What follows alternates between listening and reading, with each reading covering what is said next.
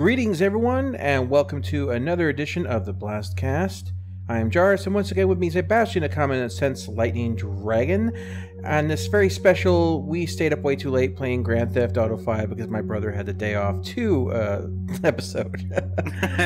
So yeah, fun. Oh yeah, it was a blast. It was definitely there were some vehicles that came out that we wanted that we didn't realize that had gone live, and mostly the was it the Dukes ones? Yeah, the Duke. So not only was the regular Duke out, which was you had to own, I think, original Xbox version or the PlayStation 4 like Ultimate Edition or whatever, and you had to have that social account. And then when you got the PC version, you had to transfer over to that, and it unlocked a couple of like little unique things. Most of them weren't big really pain in the butt, really.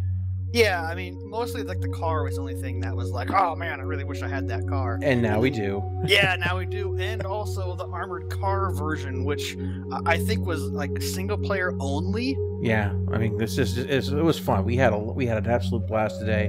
Oh yeah. But yeah, I hope everyone had a really good holiday weekend. Basically, I couldn't have hoped really for a much better one. I had a lot of stuff to do, and all of it fun. So let's go ahead and jump into the first part of the episode. We're going to talk about something that came out with Citizens of the Stars. It was a kind of a minor footnote, but to me it was kind of a big deal. They mentioned they want to have the P-52 detachable on the Connie by 3.0. There's still some technical things they need to work out, but that's got me excited because I was not expecting that to be out at 3.0 because, well, I have a Karak. And I would assume, big word there, that quotation, that because I have a Karak and they don't have it out yet, that I would be getting an Aquila for a loaner ship. And as you know, that ship has one turret and one sensor package, and of course has the P-52, and of course a ground vehicle. Now I kept thinking I wanted to go down there with my brother, and of course with Lightning here. I'll get Lightning on that fighter, and we're going to have some fun with that. Pew-pew-ka-chew. Oh, yeah, we're going to get some footage of that. That's going to be a blast. I'm really surprised they pulled it off, because I remember them talking a while ago, saying that one of the biggest problems they were having was getting the ships to dock. There was an issue, basically, I guess, with the physics grids. Yeah, they have 3 physics grids on them. There's like the walking grid that allows you to walk around on the ship, and there's like the actual ship grid, and there's some other one. There's a grid on the surface, like you can walk outside. There's a grid inside, and of course there's a ship's properties in and of itself. And so the fact that they're able to get this close to having that done, that was such a concern that I remember at one point when the devs said they were thinking about not even letting ships couple up with those airlocks, and hopefully this means that that's back on the table, because to me that was kind of a big I was really looking forward to docking with other ships, and stuff like that. But yeah, one thing that I kind of thought of when you mentioned this to me earlier is it's kind of like, one way they can do it, but I mentioned this a long time ago when they actually mentioned that, is just disable physics, and then like, well, we don't want to do that apparently or something. So I was thinking about it when you mentioned this to me recently, not before, is if they had like a demilitarized zone, a DMZ. I'm thinking kind of like router wise, where you turn off your protections, but in this case you'd like turn off physics grids. So if you had your docking collar extend, basically that's a physicsless area, so there's no physics being applied. It has some kind of grid around it, probably like a box or something, which just disables physics, so you'd be like in a 0G environment. So you could have those two things basically dock, and you wouldn't have to worry about physics grids exploding, and you could apply this like landing gear. When the landing gear is down, the landing gear, has a box, probably a larger box to cover like the entire size of the ship, so like front to back, left to right, or whatever, so that when you're landing on like a carrier or something, when the landing gear comes down, you have that DMZ physicsless area, so you could dock onto a separate ship, and then when it mag locks, it would like disable like all physics, so it doesn't move or anything. It's now part of that grid if they can do that, because KSP kind of does that, but not like you'd think. Well, Space Engineers kind of does it too. When you dock inside, you lock the ship. Yeah, Space Engineers actually makes it where it's a part of that grid. Basically, correct. It's completely gone. It's part of that grid now for physics grid. So I mean, if they're doing something similar to those kind of things, I can see them doing this. And basically, like for the Merlin, because it's such a small ship, I don't think you could really do it in that same way. But if you had like, you know, if you get close enough to the ship, you had like a dock with mothership button, right? And then basically that takes you into an animation where you dock, and at that point physics are disabled on the ship. It's very similar like to the animations you have when you enter a ship or leave a ship. Basically, they would basically auto adjust and correct your course, and then autopilot yourself straight. It's kind of like the same way you have when you land on a landing pad. You hold down N, it aligns, and then it just drops straight onto the deck. So this should just be another version of automated landing. So that shouldn't be too hard for them to do if they treat it as an animation. I mean, if they go into a certain landing zone, you press, hold down N, the ship comes out and just docks, and then that's the end of it. So, and if that's what they're doing, I think it'll be relatively easy to do this. So hopefully the boarding that everyone was so excited about is definitely back on the table now. Guess we'll see. All right, so let's go ahead and jump into Around the Verse. And first of all, I'd like to say something about Around the Verse. Go for it. It was awesome. I mean, I usually don't watch it because it's like, they just talk about the same stuff over and over again. But they showed off a whole bunch more of the 3.0 stuff, the items 2.0 stuff. They talked about that. And it looks amazeballs, okay? And it's like, I want to play 3.0. I mean, I haven't been excited about playing Star Citizen in months. I mean, like, I'm not even up to the current version as far as the, when we did the recording on this. So, like, I have to update to the newest version, but I'm not going to play. I mean, I just update, so I don't have to update later. Well, yeah, there's no way around updating later with the way the current patcher is right now. But hopefully with that new patcher, they fix that. They did say they were working on getting the incremental patcher, though I don't know if it'll be backwards compatible. Like the version I have is like it's not the version before they go to it. Yeah. So I might still have a big dumb patch. I could see at one point where if they get this patcher, you have to do a complete clean reinstall. It wouldn't surprise me, but I guess we'll have to see how they implement it. Yeah. Of course, they're setting up the AI to work with the items 2.0 system, so they'll be better able to use things like the shield systems, the chaff, the flares, all the things that make ships go. And I wonder if they'll actually be able to intelligently make AI use stealth mechanics as well. I'd be really curious to see what level and what depth these are going to come in. And I think with the item 2.0 as well, you're going to see a change in not only what the AI does, but the flight behavior on ships. Because right now, a lot of it's just XML files. These are guesses, and we don't have a lot of things mapped in. Well, for example, I was flying the Freelancer with my brother, and we were out in space, and there was an Avenger running around with the EMP, and basically EMP'd me, took off both of the engines, and well, I'll run the results here, and you can kind of see basically I managed to jump away, but through the power of space fairies, magic dust, and hopes and dreams, I was able to get back and show the ship off to my brother, because this is, this thing shouldn't have flown at all. So this is clearly what you're looking at a pre-2.0 system when nothing is really piped in, and parts are just exactly that. They're cosmetic. They really have very little value. As long as you have one hit point on your hull, your ship is still flyable. Still, it looks pretty cool, and even weirder having the magical landing gear pop out of empty space. So, I'm hoping to see... 100% bags of holding that are invisible, and the landing gear just comes out of that. Yeah. So it'd be nice to see this kind of stuff going away and bring in that level of realism that we all kind of hope and crave for. They went and showed off the auto turrets, and these look kind of interesting. Now that they looked really deadly accurate. I hope this will be ramped down a little bit. But one of the things I was I must have the most accurate turrets imaginable. Yeah, you want the Retaliator to be the deadliest thing ever. Yes. There, we mentioned the Retaliator. So no, the thing is that because auto turrets. That's true. So one of the things I was noticing as I was watching this footage, it's the same thing I've noticed that you'll see also with gimbal weapons. Like the weapon will run out of slew rate, but then you'll watch like you'll see like the angle of the projectile coming out of it like arcs way past the actual slew rate, the maximum slew distance of the weapon. So say like the weapon can only slew over like let's say 20 degrees. You watch the beam come out and able to actually hit someone at 30 degrees, which looks really weird.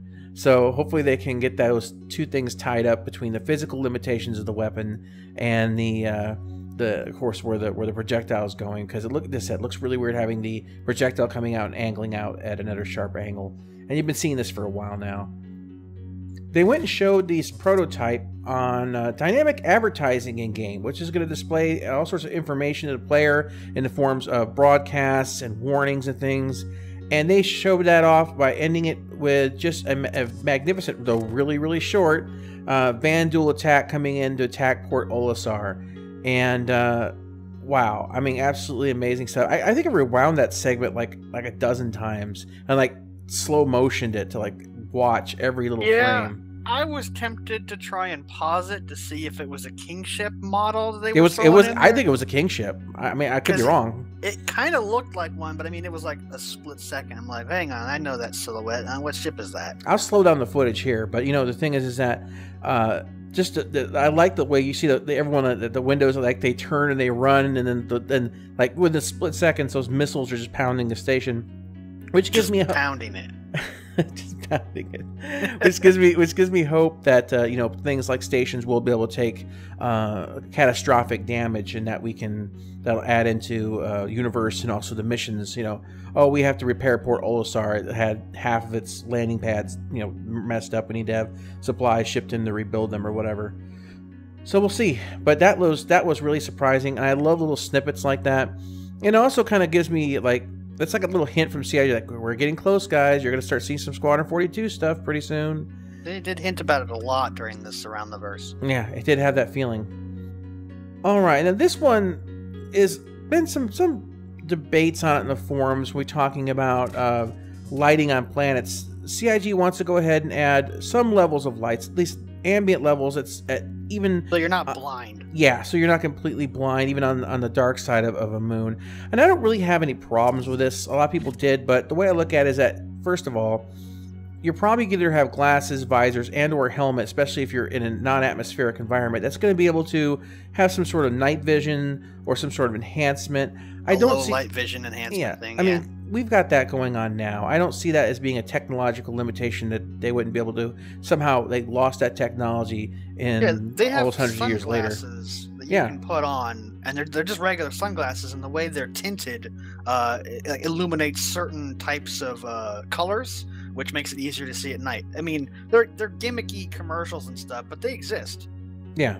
So yeah, it's one of those things that I don't see this as a real problem. And let's face it, guys, if it was completely pitch black, you know what we do? We go into your settings, you ramp up the gamma. That's what everyone's going to do anyway. So let's just go ahead and not make me go ahead and have to ramp up my gamma. Yeah, because that's what I'll do. I guarantee you. That's what I have to do in KSP editing when I go on the dark side of stuff. I go over to the editing thing and I go snip this section because this is when it gets dark. You go up here, slide brightness all the way to 100%, and then so you can actually see when you're at night. I mean, you can kind of see, but I mean, YouTube really crushes the darkness thing. So I don't have a problem with it either. I mean, I just don't need any more. I just don't need any more eye strain than. I mean, you're trying to see a dark object on a dark screen. You know, looking at computer screens for an extended period of time can actually be pretty stressful to the eyes. As I said, we just don't need to ramp it up a notch. So I don't have any problem with this. Now, Armor is another one that is just brutally dark at night. You can barely see in front of your own face. Oh yeah, absolutely. Yeah, and they said that's maybe a play perspective, but same thing with Armor. I can crank up the gamma on that too if I want to.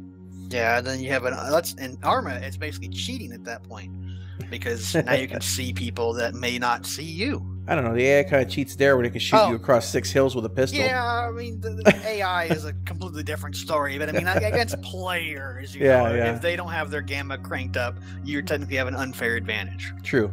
I'll give you that. Now, this one was kind of interesting. That they're looking at implementing an initial version of the new I/O scheduler, which will improve streaming performance for textures, meshes, sounds, and whatever else is being streamed in and out of the game to keep it within the memory budget.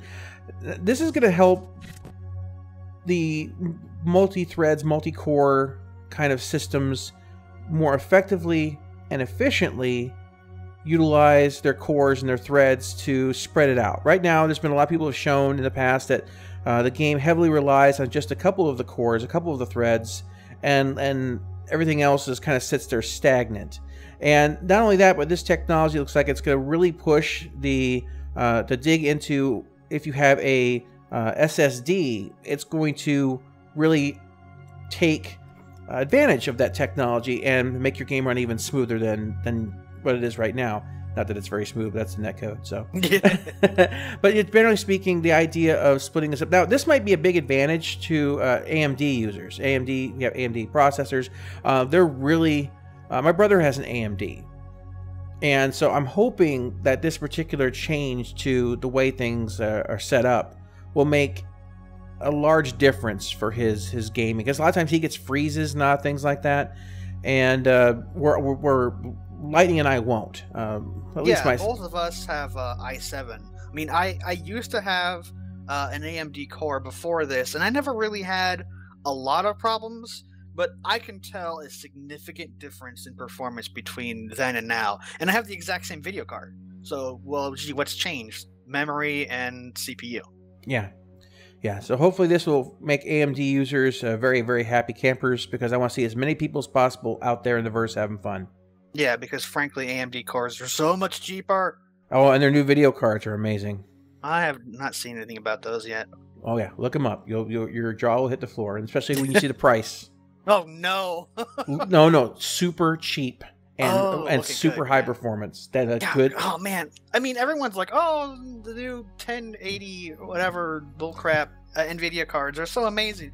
Yeah, well, I'm sorry, I don't want to spend $600, $800 on a freaking video card. No, thank you. I'll keep mine. Leave comments down below and tell Lightning how awesome these new cards are, if you know anything about them. No, they're stupid. They're gimmicky. No. The AMD cards, not the... Yeah, okay, AMD cards. Yeah, I wouldn't know about that, but the new NVIDIA cards, they're gimmicky. I mean, I have a 980. I still get 60 FPS with like every single game I play except for Star Citizen. But I mean, the netcode is the problem with Star Citizen, because if I play like Arena Commander or something, I get 60 FPS. Oh yeah, when I play Arena Commander, I mean, I get... Yeah, you get like 500. Shut your face. Next subject. Going back to when they showed us the updated planets, when they showed the trees and the environments a long time ago, they just showed the further advances that they've made with Planet Tech again. And these particular improvements allow for more textures on the terrain that allows them to create more diverse surfaces. And there you have a nice compilation here of the before and after. And when we first saw the planets, you know, they were pretty much just like gray box, pretty low poly, but you know, still impressive. Then we got to see, of course, the demonstration with the water and the trees, and then they did some editing. And this is like a step past what we would have seen next after that. It is absolutely impressive, the amount of small and large detail. As I said earlier in the show, amaze balls. Oh yeah, I mean, this is, every time you see the planets come out, they show something like this, it just gets better and better and better and better. I spent a lot of time on Elite this weekend, just basically grinding up some cash or whatnot, and I was down on planets looking for resources too. And I have the graphics set all the way to Ultra. The graphics on Ultra and Elite don't even reach like the low level standards of Star Citizens. I mean, it's just like, my goodness, these planets are going to be just amazing. I think part of it is because they went like 100% procedural. Yeah, I would agree. Because if you look at the early tech, most likely a lot of that is because it's just the 100% procedural stuff. Oh. And but it's more than that. I mean, and yeah, I know what you're saying, but when you look at like the jaggedness of some of the cliffs and that's what I was going to go into. Oh my gosh, the art, when you add in the artist driven part, because the brush tools. That's what I was going to go on to say. I mean, you know, they had the fully procedural and added the brush tools to detail it up even more, and then they have like the little buildings and crap they can place down. I mean, they're putting a ton more work instead of just clicking a button saying, "Okay, I want you to randomly generate 500 moons." All right, okay. You know, let's dot them around. Okay, let's generate 500 more moons, and they just push buttons and they get that stuff. So, I mean, it really goes to show the difference. I mean, if you guys have played Elite and you've done the Horizons, like the groundwork and stuff. I mean, I don't think the moons look bad in Elite. No, they don't. No, they're so but impressive. When you compare them with what they're doing in Star Citizen, it's just like, holy crap. Yeah, and that's why I said, you know, for me, it's like I'm happy to have just a few hundred planets and have that kind of level of detail as opposed to several trillion upon trillions. Maybe I don't want to guess the number of moons and planets in Elite Dangerous, because I know there's like trillions of systems. Then you gotta figure in, like, you know, or maybe it's billion systems. I don't know. Wait, it's a big number. It's way too big. There's more than 5. So the point is, there's more content in Elite, like per square inch or whatever, than the entire human population could ever explore in existence. Yeah. Yeah. And that becomes like a bit too much. So I'd rather have, as I said, this kind of depth. Most of it is empty and barren. True. They also discussed last week, I believe it was last week, we talked about how they had the new animated decals, which they were able to use a kind of a drone to take a camera footage of a man dancing, and from that transmit it onto the screen. Now they're using that same technology, apparently, these animated decals, not only for the advertisements that you're going to be seeing in the stations, but also as well the animated decal system for ground events, like you see like dust blowing along the ground or whatnot, just kind of the surface level things.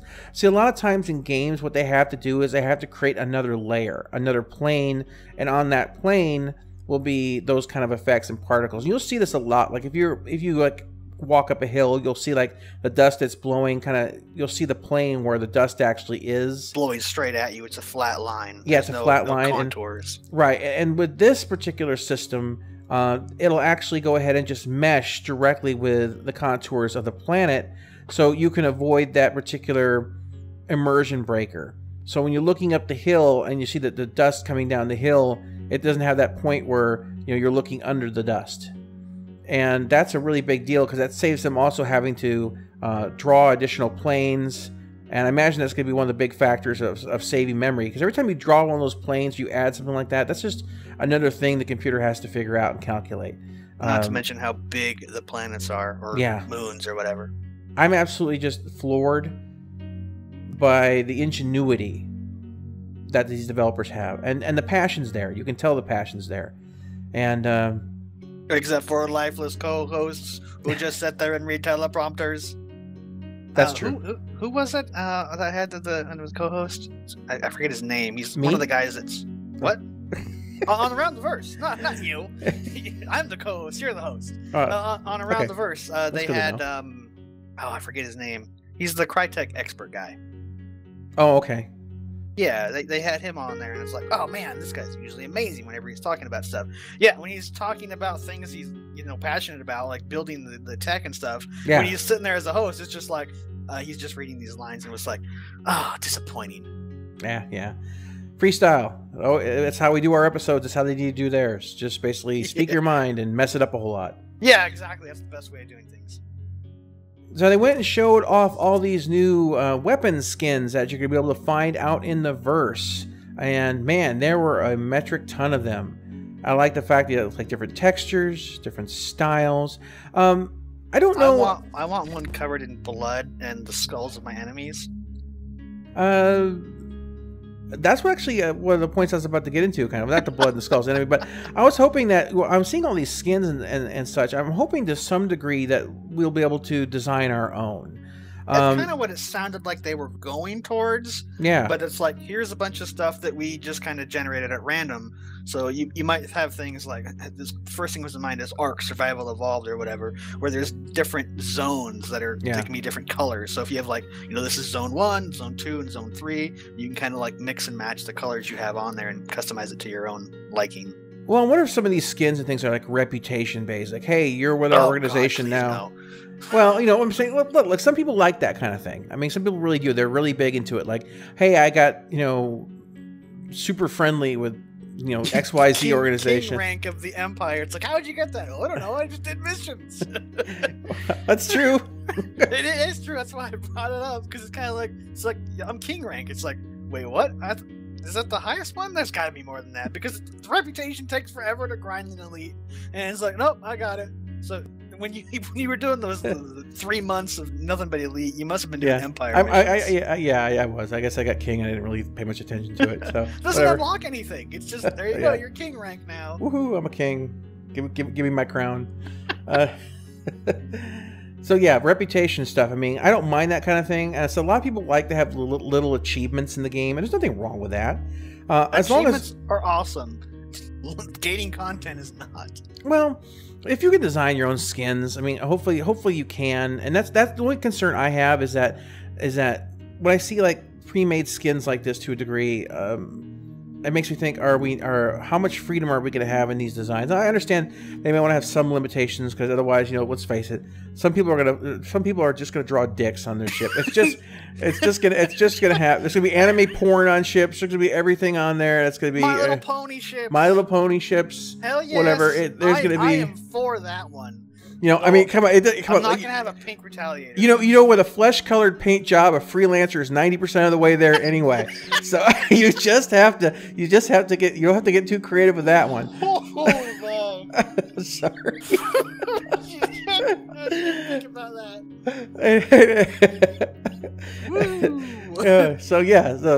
So they may have changed their minds on this and just want to do skins for all, just for that very reason, because of people like me. Of course, the end part of the segment, they talked about the Eclipse. Of course, that was kind of a given, being that's coming up on the last week of that particular sale, and there's been some concerns on the forums about this as well. Some people were wondering why they didn't actually gate the number of ships that could be sold. There's a lot of people concerned because basically this is the ultimate Alpha Strike ship. And back to bring up the Retaliator again, because it's customary here. If you were to have a fully equipped Retaliator, for example, including, crewed up, of course. So a pilot, engineer, 5 turrets, that's 7 people. And you were to go ahead instead take those equivalent of 7 people and put them into 7 Eclipses, you would way out firepower what the Retaliator can bring to the table. Now, where the Retaliator comes into effect is it's able to go long range, where the Eclipse is a medium range. But once again, with a refueling ship somewhere out there waiting to help you complete the mission, you knock it down to being 6 ships and 1 the Starfarer? Yeah, 1 Starfarer out there waiting for you. You stealth jump over to your refueling place. You fuel up there. You continue on to the rest of the mission. Boom! You've only lost 3 torpedoes as opposed to like 6 with a Retaliator or whatever. Yeah, but I mean, basically, and they can fire them all, basically, effectively speaking, at once. And they show how they changed the torpedoes to being the new drum instead of basically being side by side, which cool. Makes sense. Yeah, I'm perfectly cool with that. That makes because that's technology we use today, and it makes sense. It's smart. It keeps things balanced in the hold. Because when you fire one on the left, and your ship's a little off center, your mass. So it makes sense to kind of rotate so the mass is balanced inside the ship as well. So yeah, I'm all for that. But yeah, basically when you look at it, you can have let's just do the 6 Eclipse scenario. You're looking at 18 torpedoes, which is way more than the Retaliator can bring to bear, and all the weaponry. Not that you'd want to use it, but it's size 2 size 2s per Eclipse, which would lead to basically 6 turrets as opposed to 5, with 1 size larger guns for each gun on the turret. Effectively speaking, comparatively speaking. The only downside with the guns, the physical guns. Yeah. Well, maybe they're not, but maybe they are physical in the case of this. But anyway, the guns, not the torps, is they're fixed, and the ship is not going to be very maneuverable. Mm-hmm. So it'd be like old school like strafing runs where you're like, oh, there's a tank convoy or a car convoy. You'd strafe it with your cannons or something to try and tear those guys up. See, that lack of maneuverability thing, I look at that and I have questions about that. Okay, is that just lack of maneuverability because it's carrying torpedoes? I mean, remember a long time ago they said, oh yeah, the Hull series is big and slow until you don't have cargo, and then it's got all these really, really, really powerful engines. The only thing I can think of, because I know what you're getting at here, because the thing is super light as far as the air quote. Yeah, and once you get rid of 3 size 9 torpedoes, I mean, you've got it's gonna be crazy light. Yeah, because I mean, I imagine that's dry weight, not like fully loaded. So you have fuel, torpedoes, ammo, whatever. Technically, oxygen would have weight because you would pressurize that into like a liquid form or something. But I'm wondering if it's because of the small power plant and the small thrusters to move around the ship, which is where you're getting your less maneuverability. I don't know, but to me it seems that anything you give the ability to move that much weight, once that weight is gone, it should have a significant pickup in performance, in maneuverability, in acceleration. And I just they still haven't modeled yet. Right, and that's what I'm saying. I think when the rubber meets the road on this ship, that once those torpedoes are fired, if they are truly basing this game loosely on physics, and I say loosely because I don't expect them to do 100% simulation, but let's say that they have the weight and they have the output and they have they know basically thrust to mass ratios. It really wouldn't be hard to have a scaling number where it affects maneuverability, because you basically just have a scale, right? Yeah. You have an empty weight maneuverability, which basically means you can't move at that point. Then you have a max load maneuverability, and as items are removed, it's like, oh well, we've removed. Yeah, minus one torpedo, minus two torpedos, minus three torpedoes. That, There's that just lowers weight it down. Right. As your fuel goes down, technically you'd be more maneuverable. I mean, Elite models this in the jump drive range, right? Yeah, that's true. It does. Yeah, bigger fuel tank can actually have you have a shorter jump range because you're carrying more fuel weight. You can go farther, but like more jumps, but you can't jump as far. your jumps will be lowered because of the mass. Yeah, so I mean, to me, as I said, I think this when I was reading that, every time I've read it, I'm like, I disagree. I think the ship is going to be more maneuverable than they're expecting if they're doing physics, because it was a 17,000 something like that kilograms. Oh yeah, it's nothing. It's 17 tons. I mean, the Hornet's like 23 or something huge. Yeah, and I don't know. We'll have to see how it comes out. But to me, I'm thinking with a physics-based game, that ship would actually turn into a fairly decent fighter once it's empty. You'd want to strafe with it, probably. Oh god, I hate saying that now, but I mean, I strafed a lot when I was playing Elite, but in Elite, you don't. Okay, it's not Gundam. Okay. Well, you don't strafe left and right because it doesn't work for it. It's the ship's best to go up and down with pitch. Well, yeah, but I mean, like in Elite, you can strafe in all directions. Yeah, you can. Equally in speed usually. It depends between ships and stuff. But yeah. I mean, it's rotation rates that are limited to a degree. Yeah. It felt okay because everything was like ponderous, I guess. It wasn't like I was playing a first-person shooter kind of strafing where you have instant acceleration. I mean, it slowly picked up. So if they do strafing better, like just thrusters in general, not just strafing, up, down, left, right, forward, backwards with thrusters, if they better feel of mass and momentum. Yeah. This is a ship that once you launch all your torpedoes, maybe you want to keep going in a straight line, but boom, you turn off the decoupled mode, so you're just going to continue in whatever direction, and you use your thrusters to aim your guns at someone that's chasing you, or to do your strafing run or whatever. You shoot while you're continuing to go in that direction. Yeah, and like you see an I War or something like that. Yeah, I mean, I can see that being something that you'd want to do in this ship because of the fixed guns, the limitations of the frame, if you want to use that term, the hull. True. The way it's designed. Yeah, I mean, absolutely. So we'll have to see how it comes out, because I think when they do the physics implementation, if they actually try to stick true to the intent, I think that they're going to find that everything is going to be turned on its head, because a lot of ships are going to be. Exactly, a lot of ships are going to fly different. I think this is going to be one of them by a long shot. And I may be wrong, so let us know what you think about that down below. I'm curious to know if you agree with that assessment or not. And I said, that's just a guess. Doesn't mean I'm right, doesn't mean I'm wrong. None of us know for certain, but I'm just guessing here. Of course, they talked about the stealth mechanics, and use big air quotes on this one because they talked about it, and you'll explain exactly why you put in quotations on this. Well, they talked about shutting systems down basically to reduce your signatures. Now we can already do that to a degree.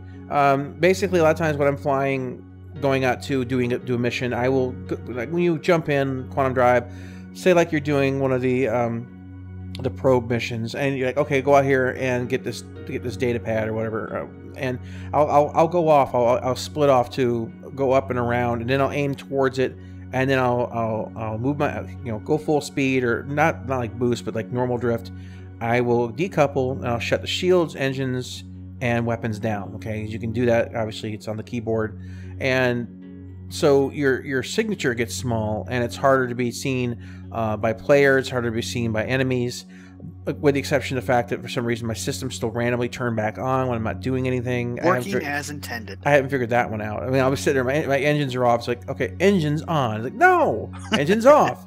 Engines on. It's like, you sit there like bashing the consoles. Off. Betty doesn't agree with you. She wants them on, and you want them off. I can't help it. I just turn her on or something. Anyway, so the thing is that but when it works, I found it to be very effective for sneaking up on players. There was one time I had a player kill me. I was out getting a data pad or something, and he blew up my ship when I was getting into it, and that you're stuck in that animation sequence. So I had come back, and he was still hanging out there attacking players. So I moved in that direction, and then I shut everything off, and I was just looking to the windows. And when I saw that, he was engaging their player, and I kicked everything on and came up behind him. And this was with the saber, and I had 4 tarantulas on there, and I must have been within 200 meters of him by the time I kicked everything on and went past, and I just opened up on him and I destroyed him because he sent a message like, I didn't even see you. Where were you? I had all my systems off and I just crept up behind you. But so that in a sense it's already kind of in the game. But to what extent, to what degree, what the difference is going to be when it goes into 2.0. We don't have the new scanning mechanic. Yeah. When they showed it off and they're like the golf swing thing, people were so upset about a placeholder mechanic that I think they're like, oh well, we can't even give this to people because they were so upset about the golf swing, so we have to redesign the whole thing. So one of the things I'm curious. We should call it the TWSS, the Tiger Woods Scanning System. No, let's not. Okay. One of the things I'm curious is all scanning going to be, again, turning its head, if I can, use the term over again, because we don't even have the real scanning systems in the game. Like, as you say, everything's like an XML file. So it's like ship is detected at these ranges on this ship. There's no variables. Right. So is no that materials for absorption of all this stuff. So is scanning what's going to be changing the most, or is it going to be actual stealth mechanics that are changing? I'd say both, but it's really hard to tell. I mean, it could just be we want the game to play like it is right now, but scanning is too strong as it is right now, and they have to change all that. I would agree scanning is too strong, to a little large, because basically, I mean, let's face it, we've all seen it where you target somebody and they jump away and you can scan them. You still have them targeted when they're 6 million kilometers away, and you're still got them targeted, because it's not really a matter of the scanners will pick up everything and everybody. So if they're actually within range to be targeted. Once they're targeted, you can keep them that way. So to me, it just shows that there's just this. Oh, it's just a limitation on how far it is you can target somebody, but not once they're targeted. There's no limitation, to lose that lock. So, in the case of stealth ships, I'm going to talk about the Hornet Ghost for this first example, because the Hornet Ghost, it's basically just a Hornet without the turret. It has an actual stealth module installed. So what is it that stealth module is doing? Is it a heat sink? Is it a combination of different things? So is it going to just lower the overall energy released from the ship in between between energy, heat, and other things that? Does it generate electromagnetic waves that counteract the ship's natural resonance? I don't know. I mean, who knows how it works? Is it got stealth armor on there to help absorb radio waves? Exactly. Because if you look at it as purely just a ship comparison, there's no difference besides the Detachable between a Hornet Ghost and the regular Hornet. So that little module is going to be doing something. But if you look at ships like the Saber doesn't have a stealth module installed in it. And you look at the Eclipse, there's no stealth module installed in that. So what is making the difference between the true stealth ships, the I forget the name of it already, the combat ship I just said 2 seconds ago, the Saber. What's the difference between the Saber and the Eclipse's stealth mechanics versus the Ghost? Is it all about armor and paint and silhouette? They're very small, not very tall ships. So when you're flying directly at someone, you're gonna have almost zero whatever the dimensional scanning is. Yeah. From a cross section. Yeah, cross-section, that's the one. I mean, you have this tiny cross-section on top of, stealth shields. They have, a lower EM emission or whatever I think it is. And you have stealth engines, so they have less heat emissions. Is that where you're getting your stealth mechanics? Or is it going to be just cross-section? These are very small, narrow ships, so they're hard to detect, and you have to manually shut off, shields and engines. And that could be an actual good mechanic if you think about it, because if you shut off your engines, you're sacrificing maneuverability and speed to Yeah. get away and maneuver out of the way of incoming, threats, I guess. And if you're shutting off your shields, you're moving protection, a buffer against incoming attacks. So you're basically flying the wire of and maximizing potential alpha strikes. So it makes it a skill-based stealth mechanic. So it's like, when should I engage? When do I turn everything on? And that could be a really interesting mechanic. And frankly, I'd be okay with that, because if someone kills me from stealth, it's nothing but my fault. Because we weren't scanning right, we weren't trying to pay attention. I don't mind someone getting the upper hand because they did a better job.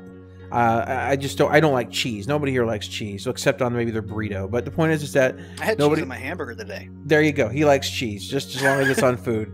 So nobody likes cheese in games, okay? So yeah, we'll have to see how this mechanic comes out. And of course, obviously, when it first comes out, it's gonna be a mess. There's gonna be a lot of things. Placeholder at best. Yeah, there'll be a lot of tweaks and things, and they'll be playing with all different mechanics, I'm sure. So we're still a couple weeks out from Evocati because everything got pushed back, I guess, a little bit. Originally, it was supposed to be right around, I think, June 6th was when they wanted to start Evocati testing. Now, according to the production page, it's closer to like the 12th or 14th or something like that.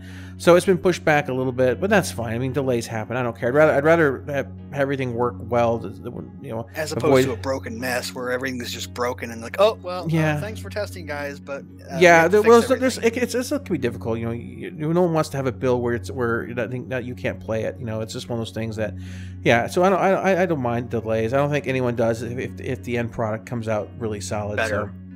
Anyway, go ahead and leave your thoughts down below about anything we talked about this week, whether it's the Eclipse or it's about the turrets, anything at all, and we'll be happy to go ahead and address those on Citizens Corner. And we hope you guys enjoyed the show. There's one more thing.